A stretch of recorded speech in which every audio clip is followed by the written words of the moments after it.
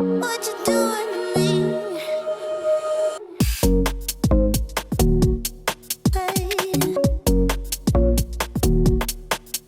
I remember being quite proud of these drums when I did them. We'll look through it all anyway, how it all started. Quite often there's loads of shit at the beginning of all my tunes, just trying different things, trying different sounds, and then I kind of get to a stage where I'm like, okay, cool, it's ready to go, and I can start arranging it. So the kick, look at that, it's got nothing on it whatsoever, the channel. Oh yeah, I've layered it up. So what are these? It's 2 kicks together.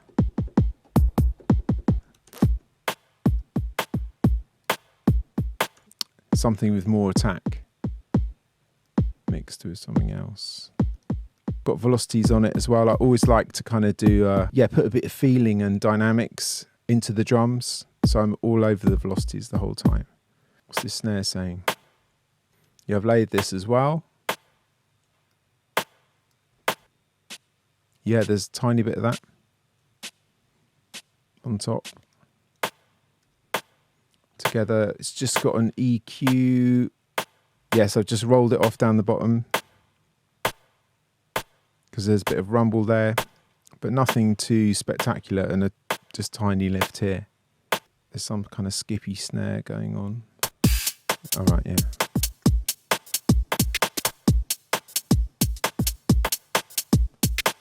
And then we've got a filler.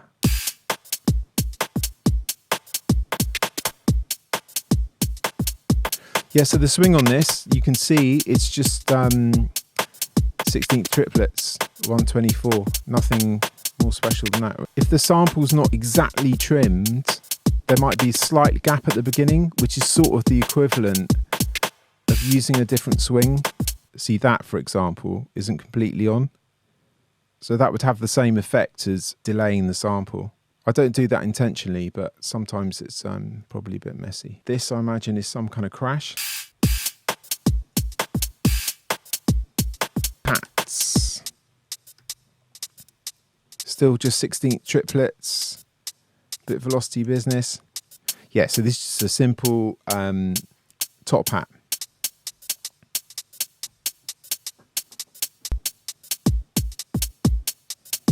Drum bus. So I've got the SSL comp, just slightly touching it, quite a long attack, as is traditional, really short release. So you're just kind of letting the initial pop of the drum come through, the attack's taking a little bit of a while to catch it, and then it's sucking it straight back off. So I think this is just a reverb. Yeah.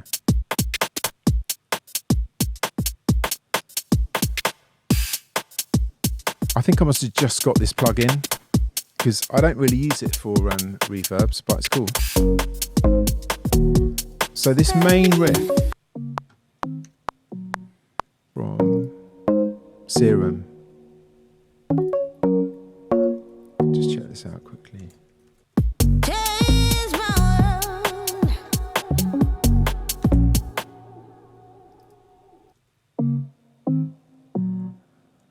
It's a preset.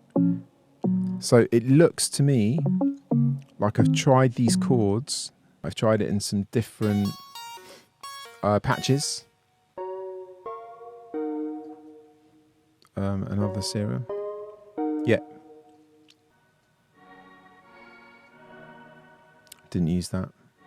So yeah, I kind of quite often do that. I'll get some chords that I like and try them in different synths and maybe layer them. I'm not sure exactly what I put together to make this. Feel you. Blood in my veins. Just some sort of random reverse chops. Let's see what they are. Yeah, so these vocals, quite often what I do is get a vocal, stick it out on Logic, put a reverb on it, space the little vocals out, bounce that as an audio file, reverse that audio file, so you're getting ramps kind of going upwards, and sample those off. So that's what I've done here.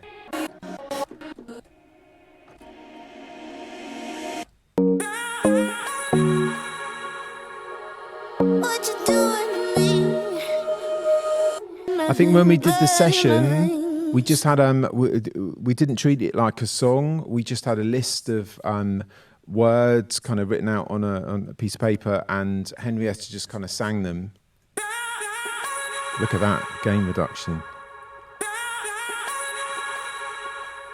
Looks like I've got this supercharger on again. Wide piano for some reason.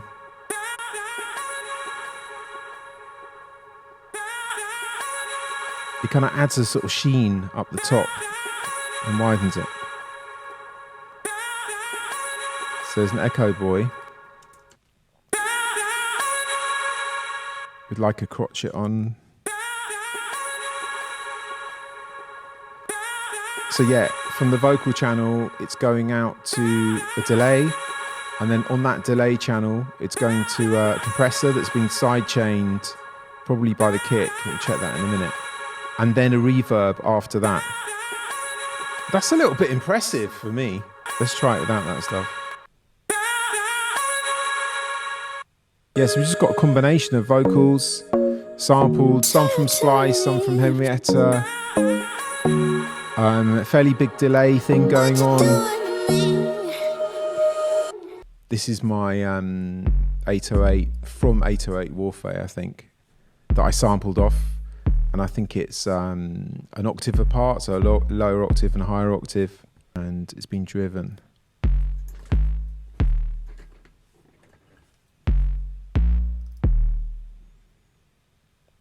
It's actually knocking some of the top off. Okay, it's quite a bit of lift there. Right. To add some harmonics up the top, so you can kind of hear it on a phone or something. Oh yeah, here we've got a tambourine that's being added in. Yeah, just the 8th one.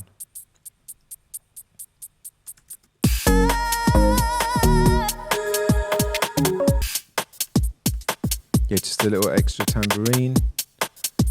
It's got a spreader on it. Widener.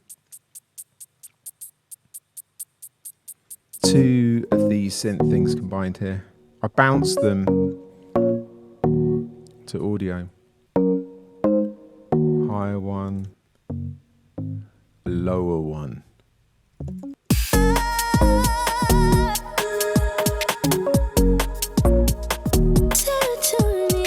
I quite often group other things, but I just haven't in this for some reason. Like if something sounds good and I don't feel like I need to group it, then I just won't do it. Yeah, so there's just a drum.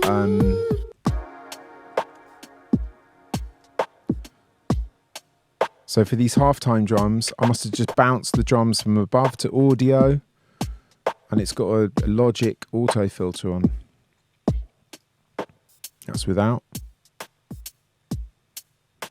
This is with a filter.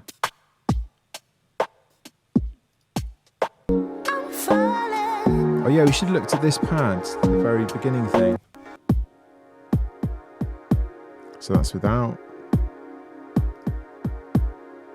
With just a tiny little dent into it. I think it's quite a splodge of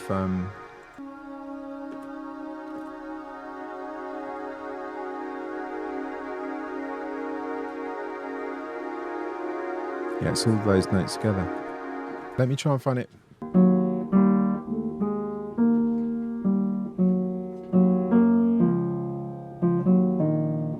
That kind of, yeah, just tense. My mate Nathan Body mixed this one. I don't think this is the final mix. So yeah, it's a pretty simple tune. Nothing but you. Let's look at this master bus. So I've obviously just got supercharger because I'm using it on everything.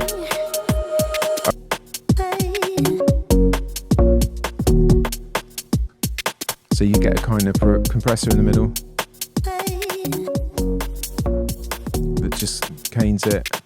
And this character does something. And it's got a saturator as well.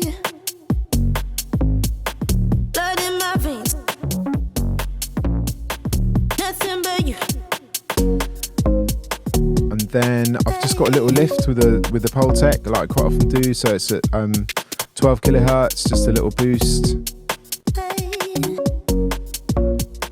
just a little kind of top lift. So I don't have that many. The RC48 is wicked. You've seen me use that before.